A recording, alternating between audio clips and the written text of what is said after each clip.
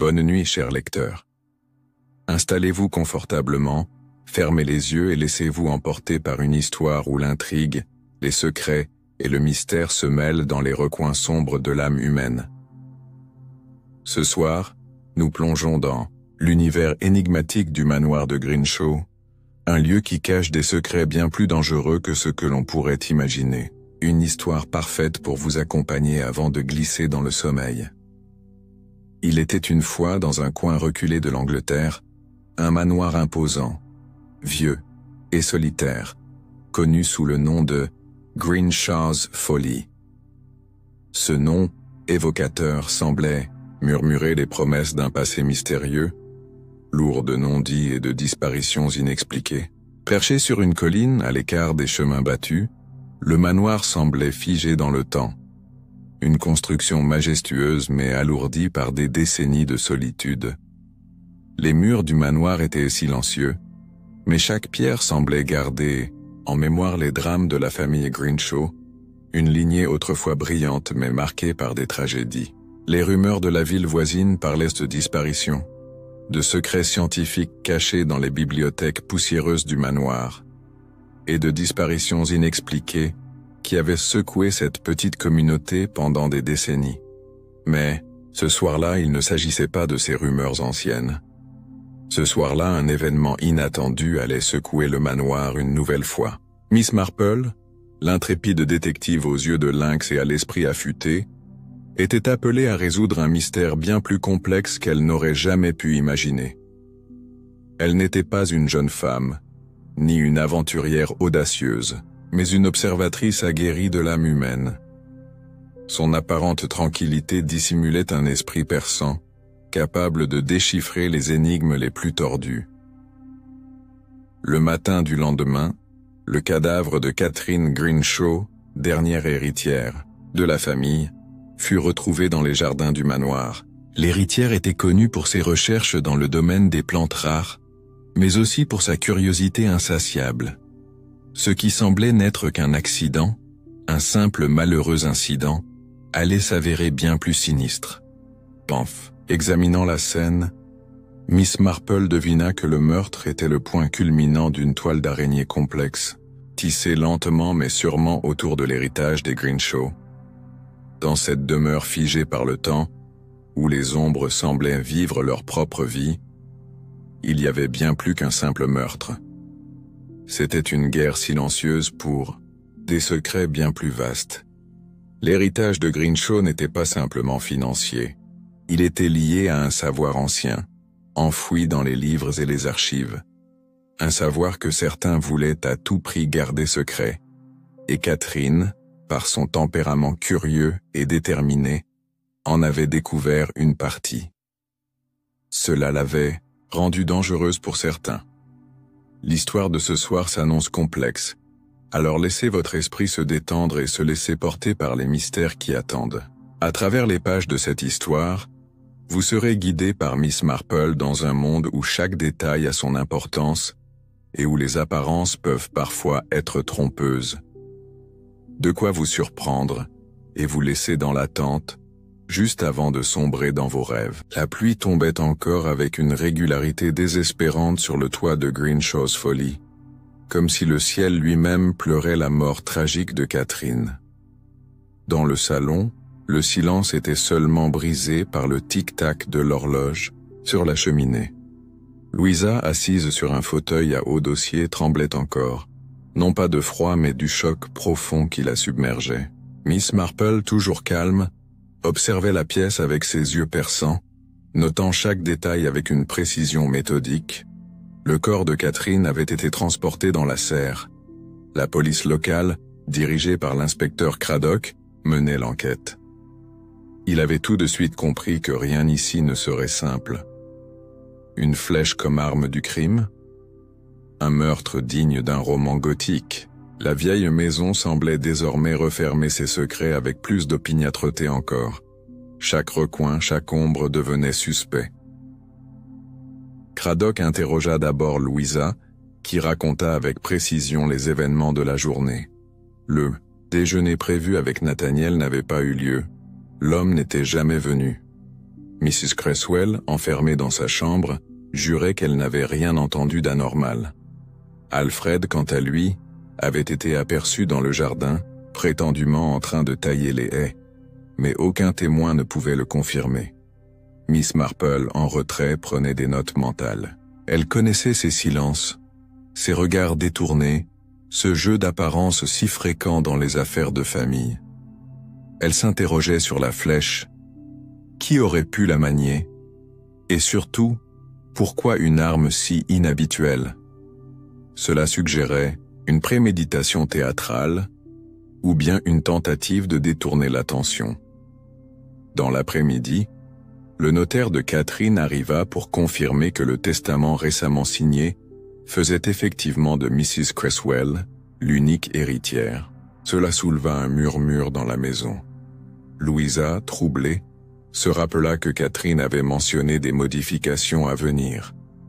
Était-ce avant ou après cette signature?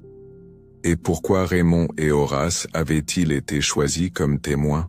La présence de ces deux-là devenait maintenant plus importante qu'il n'y paraissait. Plus tard, Archie révéla à sa mère qu'il avait vu une silhouette rôder près de l'orangerie la nuit précédente. Trop effrayé pour en parler plus tôt, il décrivit un homme portant un manteau sombre. Louisa pensa d'abord à Alfred, mais quelque chose ne collait pas. Le garçon mentionna aussi une lanterne rouge, un détail étrange qui rappela à Miss Marple un vieux récit d'espionnage. Pendant la nuit, Louisa eut du mal à dormir. Le vent faisait claquer les volets, et les vieux couloirs résonnaient de craquements sinistres. Elle se leva et, attirée par une intuition soudaine, se rendit à la bibliothèque. Là, dans un tiroir qu'elle croyait vide, elle trouva une lettre, scellée. L'enveloppe était adressée à Nathaniel Fletcher. La date indiquait la veille de la mort de Catherine. Le lendemain matin, elle remit la lettre à Miss Marple, qui l'ouvrit avec précaution. Le contenu n'était pas un simple message familial. Catherine y annonçait son intention de tout réécrire, de reprendre le contrôle de son héritage et de démasquer les manipulateurs. Elle faisait allusion à des documents dissimulés dans le laboratoire, liés au passé trouble de son grand-père. L'affaire prenait une tournure bien plus vaste. Miss Marple, son regard désormais illuminé par une flamme discrète mais résolue, déclara calmement qu'elle avait désormais une piste à suivre. Ce crime n'était pas un acte de passion ni une querelle domestique.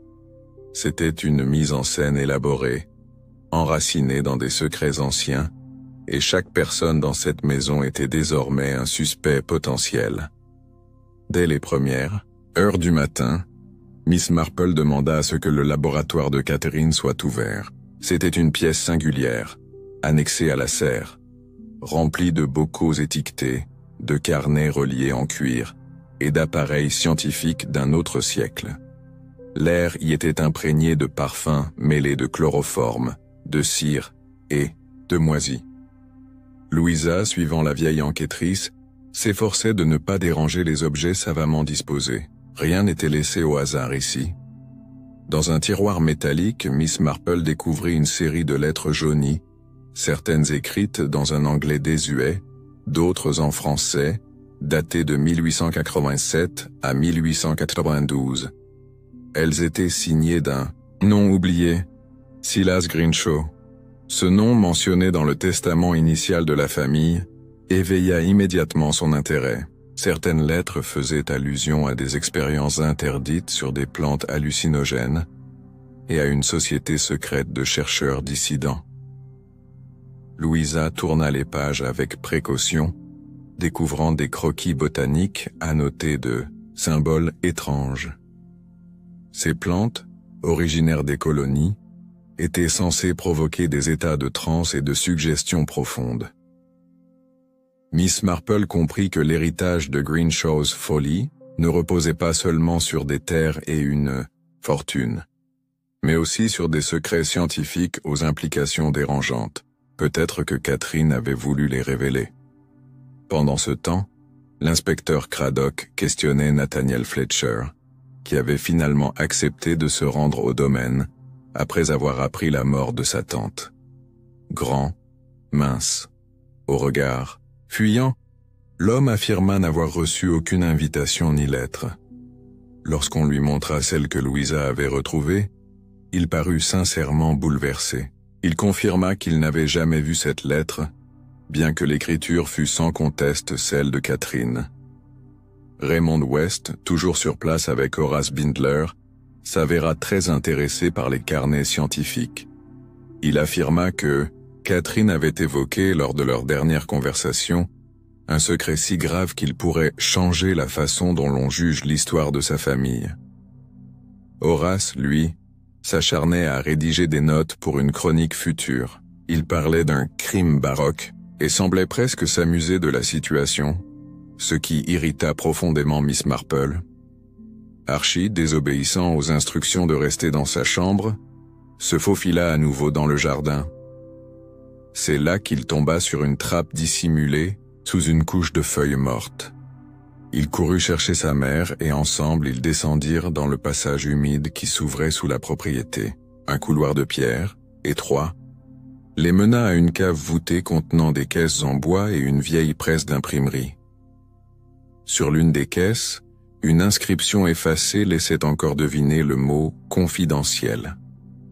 À l'intérieur, ils trouvèrent des brochures politiques et des tracts rédigés contre la couronne britannique, accompagnés de croquis de plantes stylisées. Miss Marple, les rejoignant, comprit immédiatement.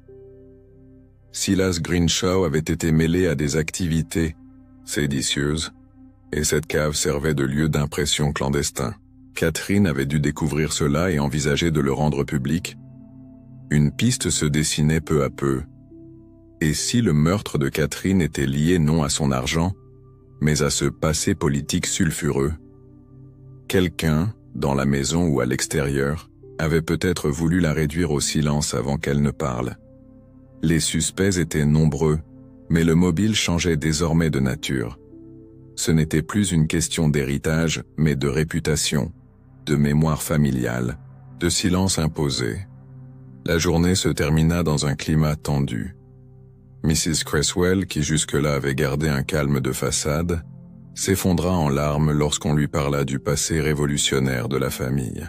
Elle confessa qu'un homme était venu menacer Catherine quelques semaines plus tôt.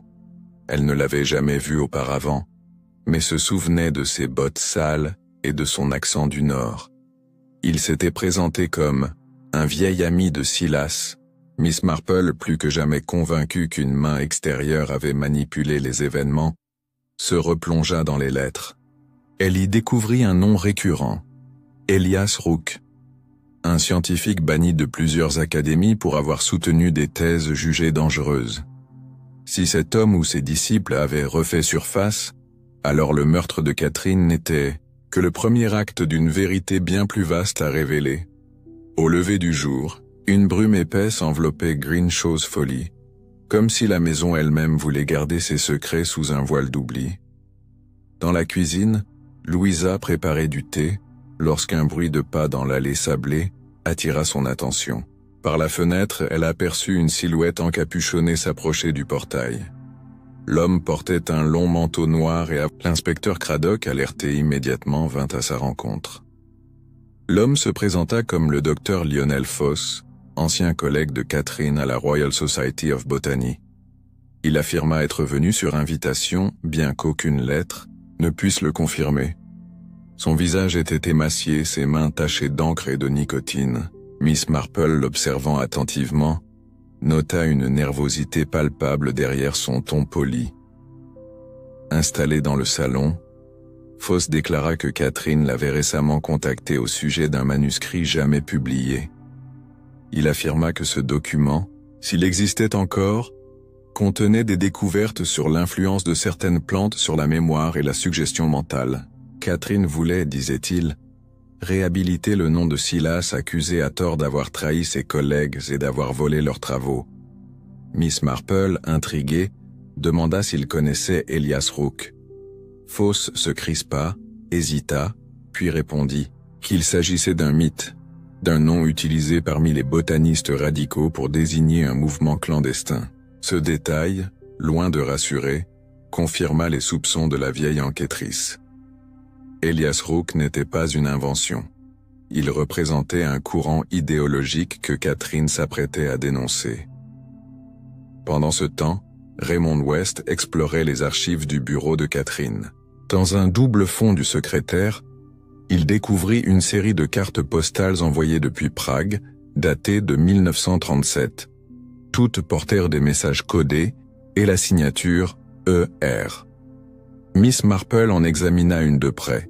Les mots banals masquaient une structure linguistique trop régulière, comme un poème dissimulé. Elle en fit une transcription pour l'étudier à tête reposée. Louisa, quant à elle, sentait monter une angoisse sourde. Le comportement de Mrs. Creswell avait changé depuis la veille. Elle parlait seule, jetait des regards vers les miroirs et refusait de descendre dîner. Lorsqu'on tenta d'entrer dans sa chambre, elle hurla qu'on voulait l'empoisonner. Le médecin du village fut appelé, mais ne put que constater un état de stress aigu. Miss Marple, en revanche, soupçonna un effet d'une substance absorbée à son insu. Dans la nuit, Archie se réveilla en entendant un craquement sous son lit. Il alluma sa lampe de poche et découvrit un livre glissé entre les lattes. Un journal intime. En l'apportant à sa mère, il expliqua ne l'avoir jamais vu avant. Le journal, écrit de la main de Catherine, contenait des notes récentes. Elle y parlait d'une présence dans la maison, de lettres déplacées, d'un carnet manquant. Elle soupçonnait que quelqu'un parmi les vivants ou les morts la surveillait. Ce journal ajouta un élément troublant à l'affaire.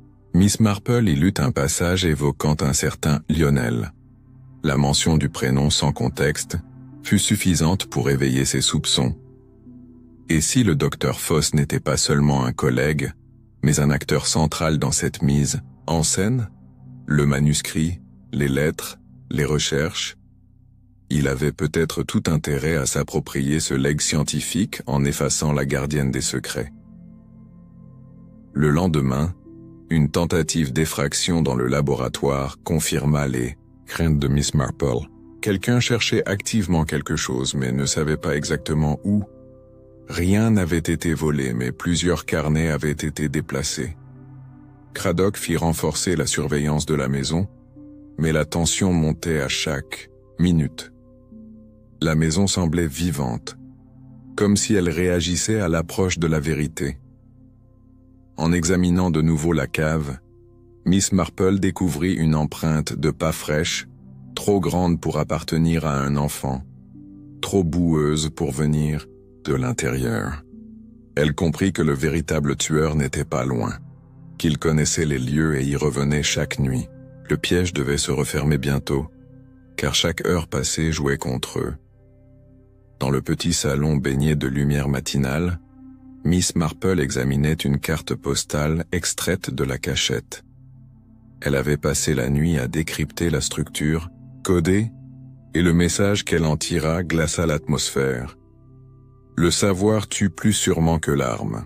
C'était un avertissement, peut-être une menace, signée d'un simple « E ». Elle y vit une preuve que le meurtrier ou son complice ne voulait pas que certaines vérités remontent à la surface.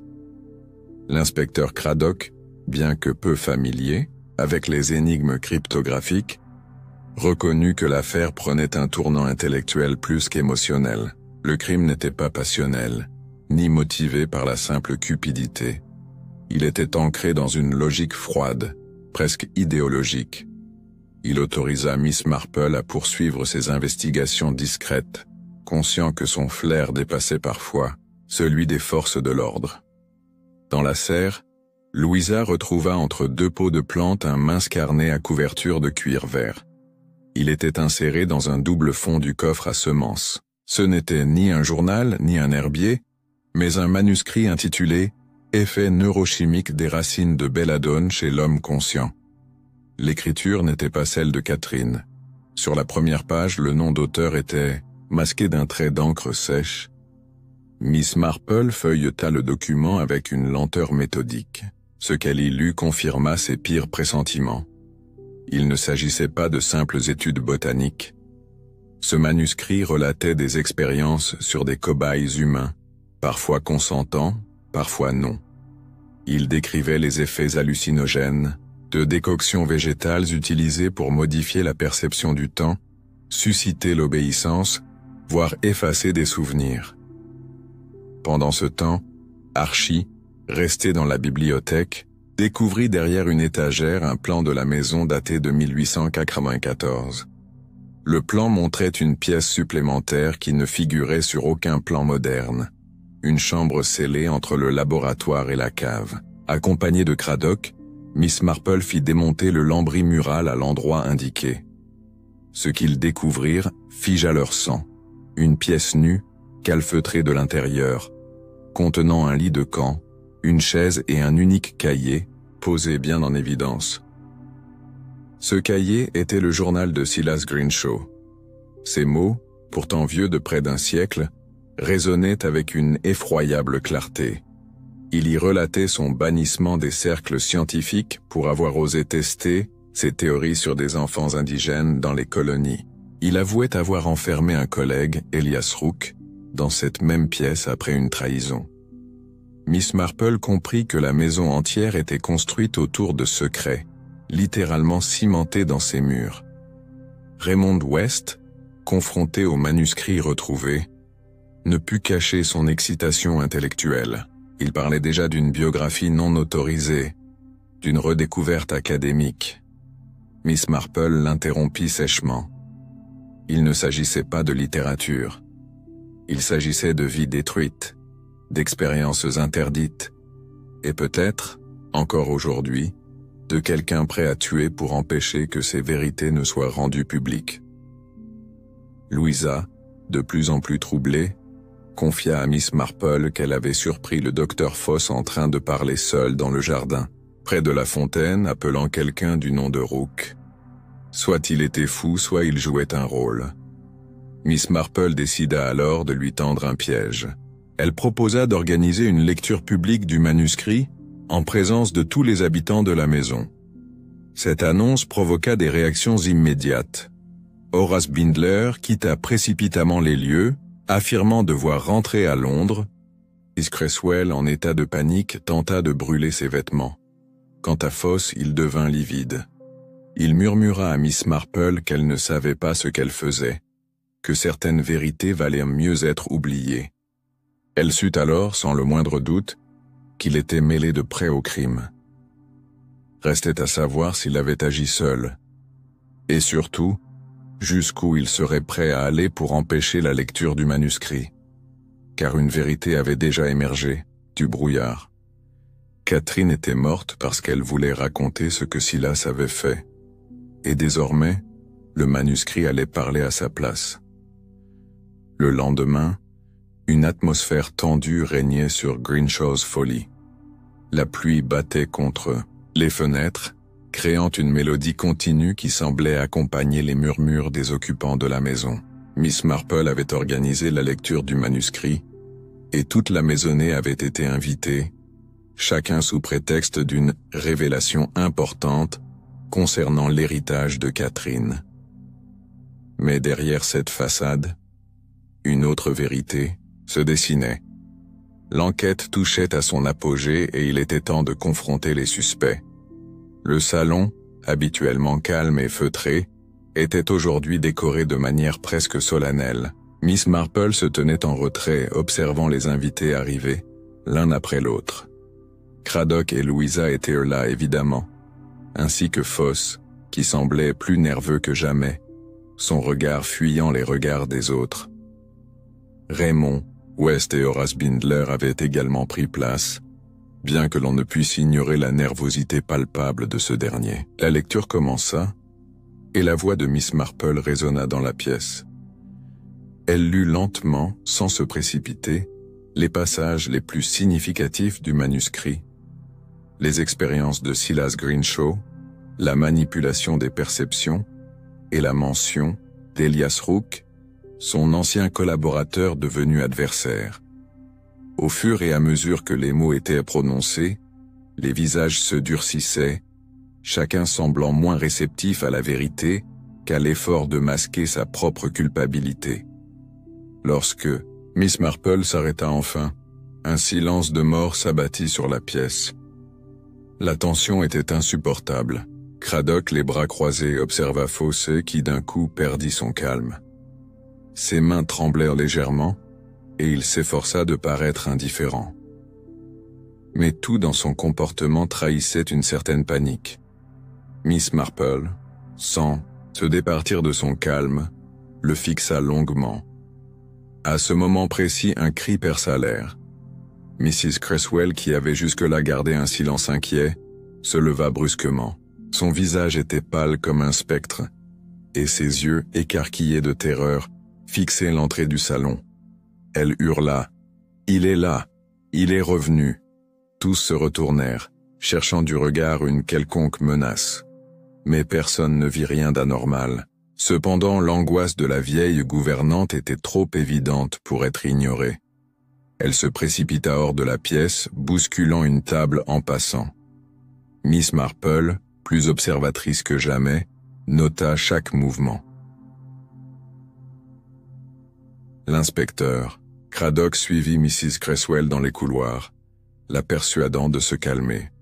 Mais en revenant dans le salon, il fit une étrange découverte. La porte de la cave était entrebâillée. Personne ne l'avait ouverte. Les membres de la maisonnée étaient tous en haut, mais quelqu'un avait accédé au sous-sol pendant la lecture. Craddock ordonna immédiatement une fouille de la cave, mais la découverte qui s'offrit à eux était encore plus inquiétante. Une pile de documents manquants, des carnets de notes et un portrait effacé. Ce portrait, qui n'avait pas été vu jusque-là, semblait représenter un homme d'une cinquantaine d'années, habillé à la mode du début du siècle. En l'examinant de plus près, Craddock réalisa qu'il s'agissait d'Elias Rook. Mais le plus étrange était l'éclat de folie dans ses yeux, comme si l'homme avait été photographié dans un état de tension extrême. Le moment était venu de confronter Fosse. Miss Marple le fit appeler dans la bibliothèque et tous les regards se tournèrent vers lui, accusateurs. Son attitude décomposée ne laissait plus place à aucun doute. Fosse tenta de se défendre, mais il n'avait plus de réponses satisfaisantes à donner. Il affirma que les recherches sur les plantes étaient purement scientifiques, et que l'intention de Catherine n'était jamais de divulguer ses secrets dangereux. Pourtant, tout le monde savait que ce n'était qu'un écran de fumée. Ce qui émergea alors, dans le flot de ses propos incohérents, fut une révélation surprenante. Fosse n'était pas seulement un scientifique ou un ancien collègue de Catherine. Il était, en fait, l'un des derniers héritiers d'un réseau mystérieux lié à Silas Greenshaw et Elias Rook. C'était lui qui avait poursuivi les travaux de son ancêtre et qui, pour dissimuler le passé de la famille, avait éliminé Catherine. Elle menaçait de dévoiler l'implication de plusieurs figures de l'élite scientifique dans des expérimentations immorales. Fosse avoua qu'il avait, sous pression, joué un rôle dans la mort de Catherine. Il n'avait pas agi seul, cependant. Il y avait quelqu'un d'autre derrière lui, une autre personne qui, en coulisses, manipulait tout pour que la vérité reste enterrée. Il jeta un regard furtif à Mrs. Cresswell, qui observait la scène depuis le seuil de la porte. Le visage de la gouvernante était déformé par un mélange de honte et de peur. Elle se jeta soudainement sur Fosse, hurlant qu'il ne fallait pas tout dire. La vérité allait les détruire tous. Miss Marple observa la scène avec un calme implacable et, d'un seul geste, fit signe à Craddock d'intervenir. Les chaînes du mystère se brisèrent alors que Mrs. Cresswell avouait à son tour qu'elle avait été la complice de Fosse. Elle avait découvert, bien avant Catherine, la vérité sur les expérimentations de Silas Greenshaw, et c'était elle qui avait orchestré la couverture de l'histoire pendant des années. Mais aveuglée par la culpabilité, elle avait perdu tout contrôle et était devenue l'instrument d'un complot plus vaste. Le véritable coupable, pourtant, ne s'arrêtait pas là. En dépit des aveux de Fosse, une dernière question persistait. Qui était réellement derrière tout cela? Qui avait poussé Fosse à commettre ce meurtre? Ce secret, bien enfoui, attendait encore d'être découvert. La tension dans la pièce était palpable. Mrs. Cresswell, tremblante, se tenait accrochée à la chaise comme si elle essayait d'empêcher la vérité de la submerger. Son visage était marqué par des années de secrets, de mensonges et de culpabilité. Miss Marple, tout en restant calme, savait que ce n'était pas fini. Les aveux de Foss n'étaient qu'une partie de l'histoire, et il restait une dernière pièce du puzzle à assembler. Craddock, bien qu'incrédule au début, écouta attentivement. Il commença à poser des questions à Foss, qui ne sembla plus capable de les éviter. L'homme se leva et commença à faire les 100 pas dans la pièce, visiblement agité. Mais un regard de Miss Marple le figea instantanément. Il comprit qu'il ne pouvait plus fuir la vérité. Les révélations se succédaient, de plus en plus accablantes. Foss avoua qu'il n'avait pas tué Catherine pour l'héritage ou les secrets scientifiques qu'elle détenait. Non, ce n'était pas ce qui l'avait poussé à commettre l'irréparable. La vérité qu'il avait cachée au fond de lui pendant des années éclata avec une brutalité inattendue. Foss avait été manipulé. Il n'était pas le seul responsable. La voix de Foss se fit plus faible, presque inaudible. Il parla d'un homme, un homme de l'ombre, qu'il avait approché après la mort de Silas Greenshaw, lui offrant une alliance dans un but précis. Cet homme, c'était le professeur Elias Rooke, l'un des collaborateurs de Greenshaw, et, selon Foss, l'artisan d'une société secrète de scientifiques radicaux. Rooke était plus qu'un simple scientifique. Il avait été un mentor, un inspirateur et finalement un manipulateur sans scrupules. Miss Marple, les yeux rivés sur Foss, écoutait attentivement. Elle savait maintenant que ce n'était pas simplement une question de plantes ou de secrets familiaux. Il y avait un but plus sinistre, un réseau qui, au fil des années, avait utilisé la science pour des fins de contrôle et de manipulation mentale. Rooke, avec son charisme perverti, avait su attirer des esprits brillants mais fragiles, les poussant à créer des expériences non seulement immorales, mais dangereuses. Foss, après avoir parlé de Rooke, parut soudainement vieillir sous les yeux de Miss Marple.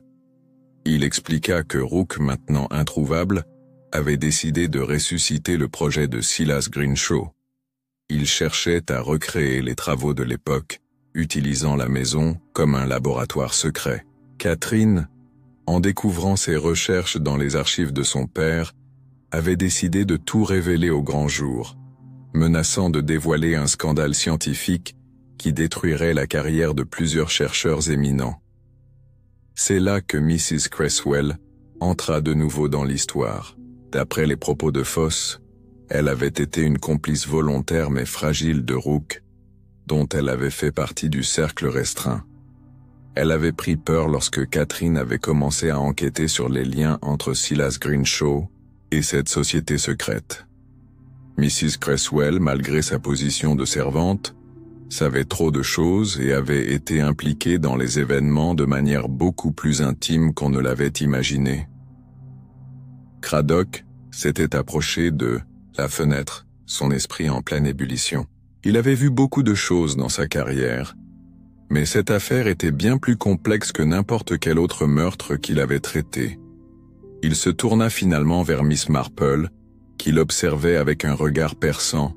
« Vous avez des informations que nous n'avons pas encore entendues, n'est-ce pas, Miss Marple ?» demanda-t-il. Elle hocha lentement la tête. Elle savait que la vérité était désormais à portée de main, mais il restait un dernier mystère. Foss et Mrs. Cresswell n'étaient pas les seuls responsables. Le rôle de Catherine dans cette affaire était crucial. « Nous devons retourner dans la cave », dit Miss Marple d'une voix calme.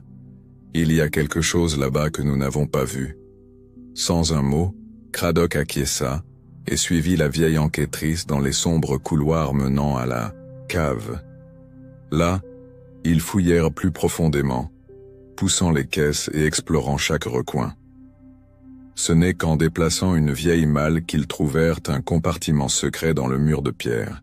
À l'intérieur, une boîte en bois vieille et poussiéreuse contenait un dernier indice. Un carnet en cuir, beaucoup plus ancien que les autres, qui semblait appartenir à Elias Rook. Ce carnet, soigneusement caché, était un journal détaillant les manipulations mentales et les expériences psychologiques pratiquées sur des individus en parfaite santé. Ce n'était pas seulement des recherches scientifiques, c'était un manuel pour contrôler l'esprit humain. Et ce carnet révélait un nom qui n'avait pas encore été mentionné. Elias Rook n'était pas un simple scientifique, c'était un agent secret, travaillant pour une organisation discrète, visant à manipuler l'opinion publique à travers des expériences de contrôle de masse. Miss Marple, avec une expression grave, tourna le carnet vers Craddock. Il était évident que le secret de Greenshaw's Folly n'était pas seulement une affaire de famille, mais une conspiration bien plus large, s'étendant au-delà des frontières de la science et de la politique.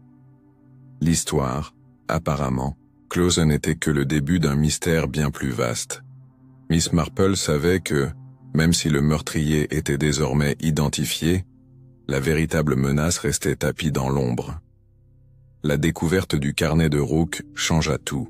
Miss Marple avait désormais une vision plus claire de la machination qui se jouait autour de Greenshaw's Folly. Ce n'était pas simplement un meurtre passionnel ou un vol motivé par l'argent. C'était une conspiration, un jeu de manipulation à grande échelle.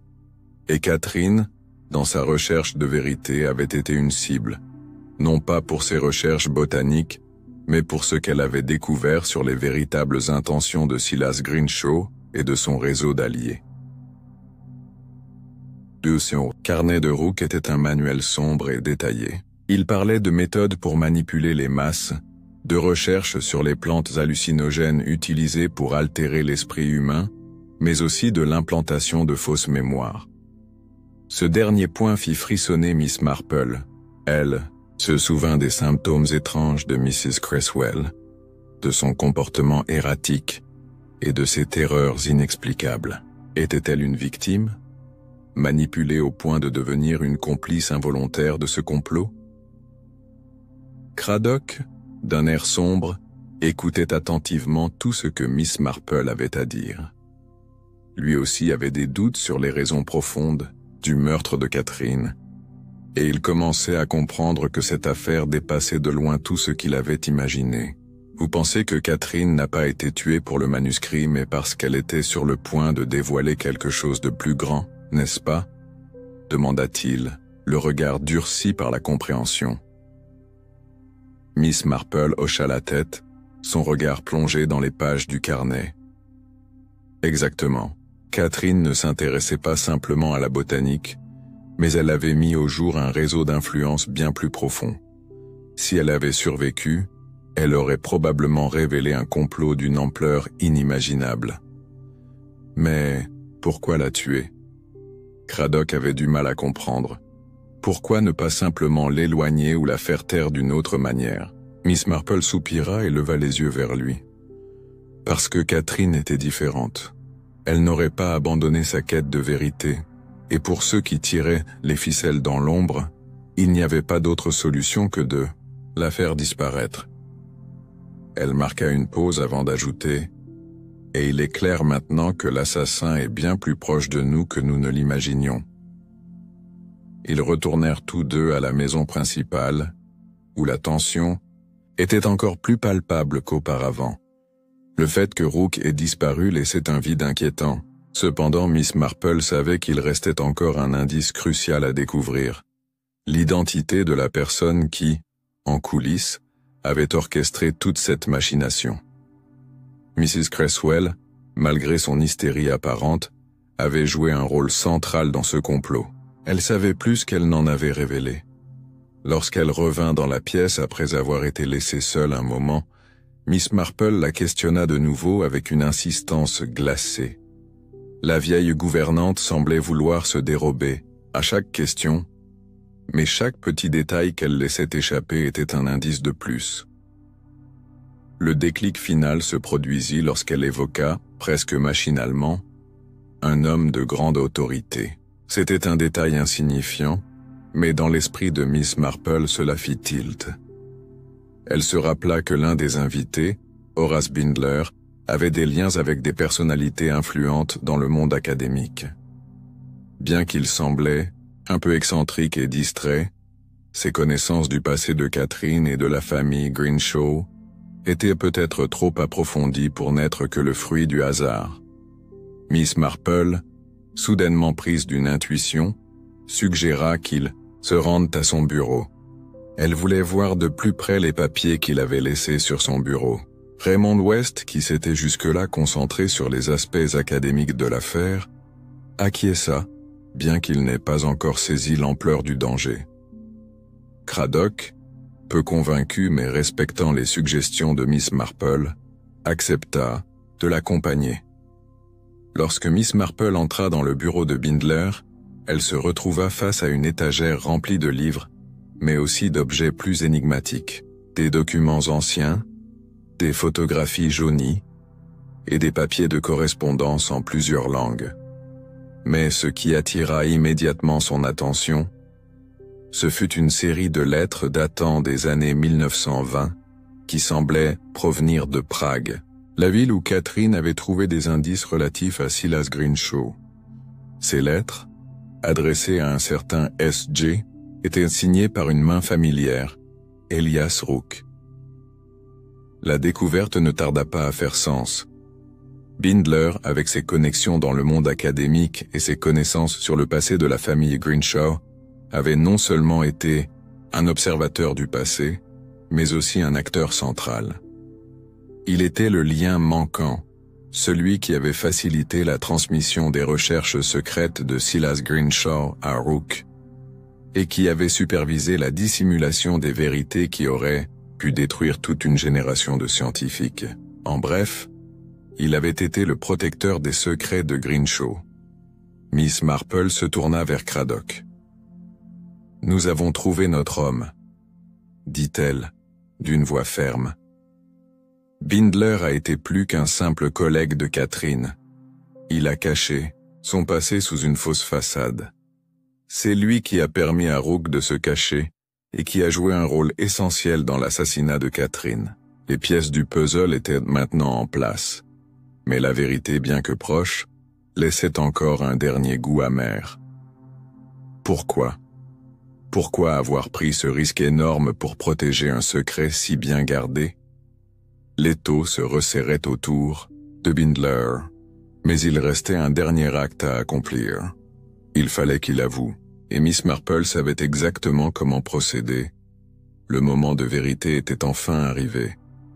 Miss Marple, ayant patiemment rassemblé les pièces du puzzle, se rendit compte qu'il était temps d'affronter Horace Bindler. Celui-ci, avec son regard perçant et son attitude calme, n'avait jamais totalement révélé ses véritables intentions. Mais il savait que son secret était sur le point de tout perdre. La vieille détective, aussi calme que jamais, se dirigea vers le salon, où tous les témoins se trouvaient, encore accablés par les révélations précédentes. Craddock, maintenant parfaitement convaincu de l'implication de Bindler, attendait en silence, ses mains crispées sur les accoudoirs de son fauteuil. Mrs. Cresswell, quant à elle, n'était plus aussi effrayée qu'auparavant. La pression de l'inconnu se dissipa lentement, et elle semblait avoir accepté la vérité, même si elle en avait été complice pendant si longtemps. Miss Marple s'assit, son regard acéré balayant la pièce. Elle savait qu'il était crucial de confronter Bindler avec tact, sans précipitation mais aussi sans aucune indulgence. Ce n'était pas une simple question de révéler un secret, mais de faire face à un homme qui avait manipulé des vies pour son propre intérêt. Lorsque Bindler entra dans la pièce, il avait un sourire léger, comme s'il s'attendait à une autre conversation banale. Cependant, à l'instant où il croisa le regard de Miss Marple, il comprit que quelque chose d'inattendu allait se produire. La détective commença d'une voix douce mais ferme. « Horace, il est clair maintenant que vous n'êtes pas ce que vous prétendiez être. Vous avez joué un rôle bien plus important que vous ne l'imaginiez dans cette histoire. » Bindler resta silencieux un instant, puis s'assit lentement. Son regard fuyait celui de Miss Marple. Il savait qu'il était pris. Il avait anticipé cette confrontation, mais il n'était jamais préparé à la précision avec laquelle Miss Marple dénouait les mystères. Vous pensiez que vous pourriez continuer à manipuler les gens comme vous l'avez toujours fait. Vous avez joué un rôle clé dans la couverture des recherches de Silas Greenshaw. Mais pourquoi, Horace? Pourquoi avez-vous permis à Rook de continuer ses expériences? Poursuivit Miss Marple. Bindler émit un léger rire, mais il était amer. Vous ne comprenez pas, Miss Marple. Il ne s'agissait pas seulement de recherches scientifiques. Nous parlions d'une vérité plus grande, une vérité que le monde n'était pas prêt à accepter. Silas et Elias avaient une vision d'un monde qui pouvait être contrôlé, où la science régnerait, au-delà des institutions et de la morale. Mais vous saviez que cela irait trop loin, intervint Craddock, ces mots lourds de reproche. Vous avez tué Catherine pour protéger ce secret. Elle était sur le point de tout dévoiler. Bindler se leva brusquement, son visage se durcissant. Elle était trop curieuse. Elle aurait tout détruit, tout ce que nous avons construit. Elle aurait fait tomber des milliers d'années de recherche. Et Rook, il ne pouvait pas se permettre de perdre son pouvoir. C'était une question de survie. Miss Marple le fixa d'un regard perçant. Mais en tuant Catherine, vous avez précipité votre propre chute. Vous n'avez pas seulement tué une femme, Horace. Vous avez tué l'avenir. Vous avez permis à un cercle d'ombre de manipuler et de détruire des vies. Vous n'avez pas agi pour la science, mais pour le pouvoir. Le silence qui suivit ces paroles était lourd. L'ampleur de la vérité frappait chaque personne présente dans la pièce. Mais l'instant suivant, Bindler explosa. Vous ne comprenez pas, hurla-t-il, sa voix tremblant de rage. C'était nécessaire. Nous étions au bord d'une nouvelle ère. Catherine aurait tout brisé avec ses idées naïves. Miss Marple resta calme, son regard ne quittant jamais celui de Bindler. Vous avez fait l'erreur de croire que vous pouviez tout contrôler, que vous pouviez cacher la vérité indéfiniment. Mais la vérité finit toujours par éclater. Craddock s'avança. C'est fini, Bindler. Vous allez répondre de vos actes. Bindler se sentit soudainement plus petit, son arrogance fondant comme neige au soleil. Il savait qu'il n'avait plus aucune échappatoire. L'inspecteur Craddock s'approcha de lui pour l'arrêter, mais avant qu'il ne puisse réagir, Miss Marple fit une dernière remarque calme et assurée. Vous n'avez pas tué Catherine par simple calcul. Non, Horace, vous l'avez tuée par peur. Peur de ce que sa vérité aurait révélé. Et maintenant vous devrez vivre avec cette peur pour le reste de vos jours. Bindler baissa la tête, vaincu, tandis que Craddock le menottait. Il n'y avait plus de place pour l'évasion. Les rouages de la justice s'étaient mis en marche, et personne ne pourrait les arrêter. La fin de l'affaire approchait. Miss Marple, debout, tourna lentement les talons, prête à quitter la pièce. La lumière de l'après-midi perça par la fenêtre, illuminant son visage avec une lueur de calme et de satisfaction. Elle savait que la vérité, aussi sombre et complexe qu'elle ait été, avait finalement triomphé. Dans le silence qui suivit, chacun se retrouva face à son propre reflet dans cette sombre histoire. Mais Miss Marple n'était pas du genre à chercher des remerciements ou des éloges. Elle avait fait ce qu'elle faisait toujours, chercher la vérité, là où elle se cachait, dans les recoins les plus sombres de l'esprit humain. Et ainsi se termina l'affaire de la mystérieuse maison de Greenshaw, un mystère résolu, mais un secret profondément perturbant, désormais libéré des ténèbres où il s'était